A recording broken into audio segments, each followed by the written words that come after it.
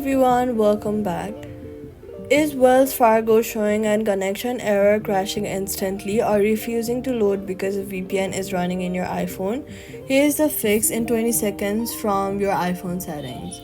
Wells Fargo blocks all VPN connections automatically as part of their fraud prevention system. This means if any VPN is still active on your iPhone, even one running quietly in the background, Wells Fargo will crash, fail to connect, or show a service error every single time. Here's how to fully turn it off. Go to your settings and then scroll down to General, then scroll down to VPN and Device Management. Look at the VPN section at the top. If any VPN is listed there with a green or active status, tap on it and then tap disconnect or toggle it off.